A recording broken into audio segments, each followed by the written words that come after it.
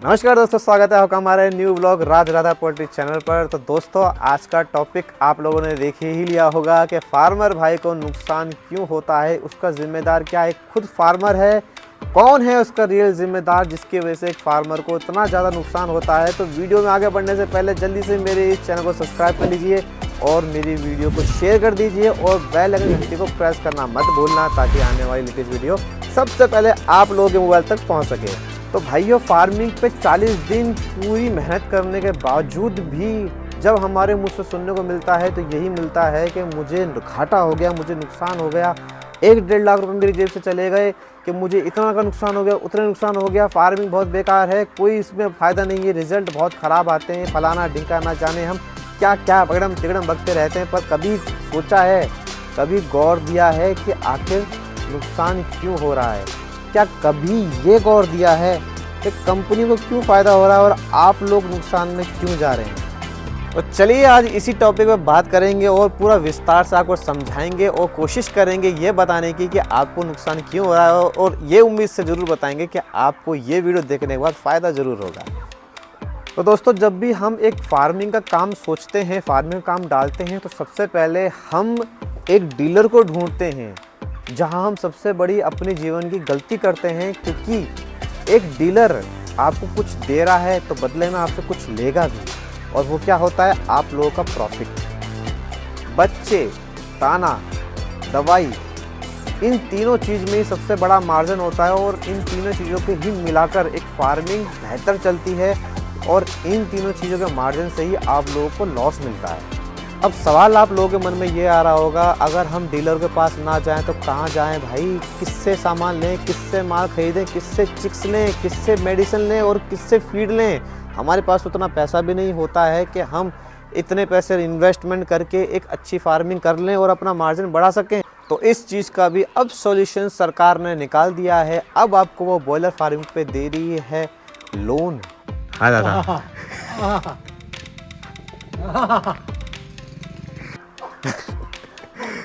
तो अब आपको बॉयलर फार्मिंग पे भी लोन दे रही है, और वो इसलिए आपको ताकि लोन दिया जा रहा है ताकि आप सेल्फ फार्मिंग प्रॉपर, जिसे सेल्फ फार्मिंग बोलते हैं, वो प्रॉपर कर सकें। यानी खुद से पैसों से चिक्स खरीद सकें, खुद के पैसों से मेडिसिन ले सकें और खुद के पैसों से फीड ले सकें।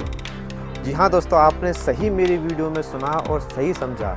अब सरकार भी आपको सब्सिडी दे रही है, लोन दे रही है, ताकि आप अपनी फार्मिंग को पर्सनली अच्छे तरीके से खुद का कर सकें, मजबूत कर सकें, आप अपनी आर्थिक स्थिति से मजबूत हो सकें। अब हम इसमें करें क्या जिसकी वजह से हम सेल्फ फार्मिंग कर सकते हैं, सेल्फ फार्मिंग पे हम उतर सकें? तो भाइयों, सबसे ज़्यादा जो मार्जिन हमसे लिया जाता है वो फीड पे ही लिया जाता है। सबसे ज़्यादा मार्जिन हम अपनी जेब से देते हैं। अगर आप लोगों से चिक्स इतना नहीं लिया जाता है, कोई भी कंपनी, जैसे आपकी 1000 की पोल्ट्री है, 1000 के लिए आपको कोई भी कंपनी वाला शायद ही आपको चिक्स दे। उस कंडीशन पे आपको एक डीलर लेना पड़ता है। उस चीज़ के लिए मैं आपको मना नहीं कर सकता, क्योंकि वो एक आपकी मजबूरी है। पर फीड तो आप खुद परचेस कर सकते हो, वो एक डीलर के ऊपर मत जाओ, क्योंकि सबसे ज़्यादा मार्जिन उसके ऊपर ही होता है, और वही मार्जिन आपका प्रॉफिट होता है जो कि आप लोग खुद सेल कर देते हैं एक डीलर को। मार्केट में जिस हिसाब से मंडी खुलती है, कभी आप लोगों ने गौर किया है कि मंडी कभी डाउन खुलती है, कभी अप खुलती है? ये एक समान क्यों नहीं होती? उसका रीज़न ये है क्योंकि आपका फीड की रेट भी कभी एक समान नहीं होते, आपके चिक्स के रेट भी कभी एक समान नहीं होते। उसके हिसाब से ही कंपनियां मंडी खोलती है कि फार्मर को नुकसान ना हो, फार्मर को प्रॉफिट ही हो, उस हिसाब से ही वो कंपनी खोलती हैं। उस केस में फार्मर को नुकसान होता है जिसमें उसके फार्म पे वायरल काफ़ी अच्छा खासा आ गया है, मोडेलिटी काफ़ी अच्छी ज़्यादा हो गई है, बच्चे ने वेट नहीं लिया है, उस कंडीशन पे आपको नुकसान हो सकता है। पर ये चीज़ ना होने के बावजूद भी आप लोगों को नुकसान झेलना पड़ता है। उसका मेन रीज़न डीलर ही होता है, क्योंकि हम कुछ पैसा बचाने के चक्कर में कि हमारे जेब से ज़्यादा पैसा ना जाए, हम ज़्यादा पैसा दे बैठते ही हैं। और यही बात का फ़ायदा डीलर उठाता है आपको उधार दाना देकर, कि उसे पता है कि मैं उधार दूंगा तो इसका जो प्रॉफिट है उसको भी मैं ही लूँगा।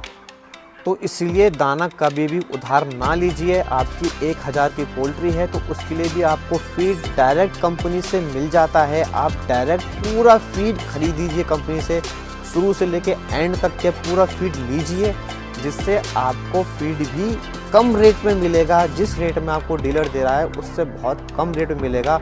आपकी 78 तक तैयारी आराम से आ सकती है। और इसमें आप अगर 2 रुपये का, 3 रुपये का, 4 रुपये का, 10 रुपये का भी अगर प्रॉफिट पर बर्ड पे ले रहे हैं तो वो कम नहीं है। इस चीज़ को देखिए, एक बार ट्राई करके देखिए, आप लोगों को फ़र्क और रिज़ल्ट सच में मिलेगा। क्योंकि फार्मिंग आप कर रहे हैं, बिज़नेस आप कर रहे हैं, तो उसको सेल्फ करने की कोशिश कीजिए। अगर जब तक आप डीलरों पे डिपेंड रहेंगे, जब तक आप लॉस में रहेंगे, आप इस उम्मीद में बैठे रहेंगे कि आपको प्रॉफिट मिलेगा, डीलर आपको यही उम्मीद देता रहेगा कि इस बैच में नहीं तो अगले बैच में सही, पर वो प्रॉफिट आप लोग कभी नहीं मिलेगा जो आप लोग सोच के बैठे हैं। तो वो प्रॉफिट चाहिए तो इस चीज़ को ख़त्म कीजिए। खुद के फीड के लिए पैसे पहले कीजिए। ज़रूरी नहीं है कि आपकी 4000 की फार्मिंग है तो पूरे 4000 ही बच्चे डालें, उसमें 2000 बच्चे डाल दीजिए। जब तक आपके पास 4000 बच्चे को खिलाने जितना दाना नहीं हो रहा है तो 2000 ही डालें। जब आपके पास में 4000 बच्चों को खिलाने जितना दाना हो जाता है तो आप 4 डालें, पर लीजिए खुद का दाना बिना किसी डीलर को बीच में लाकर। और जब आपको प्रॉफिट ना मिले, जब आप बताना कि हाँ भाई मुझे प्रॉफिट नहीं मिला, और मेरी इस वीडियो पे कमेंट जरूर कर देना कि भाई मैंने खुद ने दाना अपना ख़रीदा था कंपनी से, उसके बावजूद भी मुझे लॉस हुआ, क्योंकि वो होगा नहीं, ये मुझे भी पता है। तो चलिए वीडियो को यहीं समाप्त करते हैं, मिलते हैं आपके साथ में नई वीडियो नए ब्लॉग पर।